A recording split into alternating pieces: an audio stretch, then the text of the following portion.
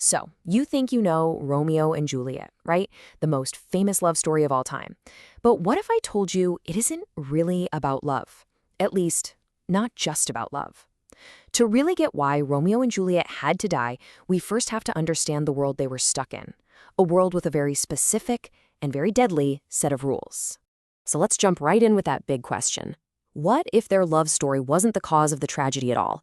What if it was just the spark that lit the fuse on a society that was already set to explode? We're going to uncover the invisible rulebook of Verona. Think of it as a kind of survival guide, one that Romeo and Juliet tragically failed to read. Okay, let's dive in. First stop, the brutal, violent streets of Verona, a place where what people thought of you was everything, and a wrong look, well, that could get you killed. You know that chaotic street brawl that kicks off the whole play? For us, it's pretty shocking. But for Shakespeare's audience, that was just Tuesday. Seriously, public violence was normal. In fact, right before this play was written, London itself had huge riots over food prices. So this kind of on-stage chaos would have felt incredibly real. Now, the thing fueling all this violence was the unbreakable code of family honor. And this wasn't just about pride, it was a sacred duty. The tiniest public insult had to be avenged, violently, to protect your entire family's reputation. We're talking real-life blood feuds, like the ones between powerful Italian families. This stuff was deadly serious. And as you can imagine, this obsession with honor put an enormous amount of pressure on the men of Verona. So let's ask the question, what did it actually mean to be a man in this world? Okay, here's a crucial term, and it's a great one to drop in an essay. Hegemonic masculinity. It's basically the idea that there's one dominant, socially approved way of being a man. And for characters like the hot-headed Tybalt or the sharp-tongued Mercutio, their whole life was a performance of this very specific kind of manhood. And this is what that performance looked like. You had to dominate your rivals. You had to show physical courage, always. You had to have absolute control over the women in your family. And, above all, you had to defend your family's honor no matter what. If you failed at any of these, you faced total shame, you were a nobody. All right, so let's move away from the brawls on the street and step behind closed doors. Because in the private world of family, love, and marriage, there was a whole different set of rules, and they were just as rigid. The society in Verona was patriarchal. Plain and simple. That means it was ruled by men. A father, like Lord Capulet, was basically the king of his own castle.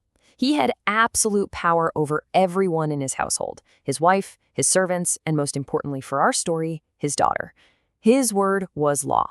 So when it came to marriage, where did love fit in? Spoiler? It didn't. Not at all. Marriage was a business deal, a transaction. Its only purpose was to gain wealth and improve the family's social status. The process was simple. Dad picks a husband, and the daughter says yes. End of story. And that expectation of obedience was completely non-negotiable. Children were loved, for sure, but their main job was to be respectful and do as they were told. And understanding this is absolutely key because it shows you the real scale of Juliet's defiance. When she refuses to marry Paris, it's not just a teenage tantrum. It's a rebellion against the entire structure of her world. So what about love itself? Well, it turns out that Shakespeare's audience had this kind of dramatic model for romance. It's called the Petrarchan lover. This was a really popular character type, basically a guy who suffers, very poetically, over a woman who is beautiful, distant, and wants absolutely nothing to do with him. And this is where Shakespeare gets really clever. At the start of the play, Romeo is the perfect Petrarchan lover. He's moping about Rosalind, writing bad poetry. He's just following a script. But then he meets Juliet, and their love is totally different. It's mutual, it's instant, it's real, it breaks all the rules of love they knew. And that's exactly what makes it so powerful and, yeah, so dangerous. So we've got the rules of the street and the rules of the home. But there was one more set of rules that towered over everything and everyone. We're talking about the rules of the universe itself. See, in Elizabethan England, fate wasn't some romantic idea. It was a core belief. People were fascinated by astrology. They truly believed that their lives were already planned out, that their destinies were literally written in the stars by God. Your path was set, and there was nothing you could do to change it. This whole belief was structured by something called the Great Chain of Being. Just picture a giant cosmic ladder. Gods at the top, then the king, the nobles, all the way down to animals and rocks. Everyone and everything had its proper place. So if you challenged that order, by, say, disobeying your father or defying your prince, you weren't just making a social mistake. You were trying to break the universe. You were inviting chaos into the world. And the ultimate act of chaos, the ultimate disruption of that divine order, taking a life that God had given. And that brings us to this number, 2. That's how many suicides end this play.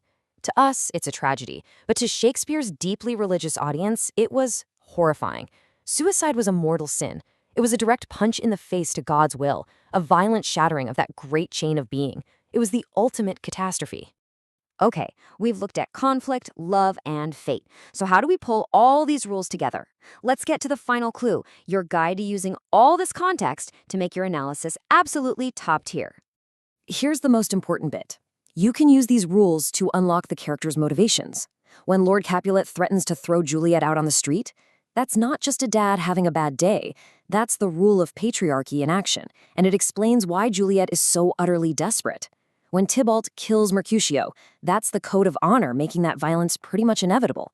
And right from the very first lines, when the prologue calls them star-crossed lovers, that's the rule of fate, telling us from the start that they don't stand a chance. So I'll leave you with this final thought. Were Romeo and Juliet passionate rebels who made their own choices and fought the system? Or were they just victims, trapped in a deadly game where the rules had already written their fate before they were even born?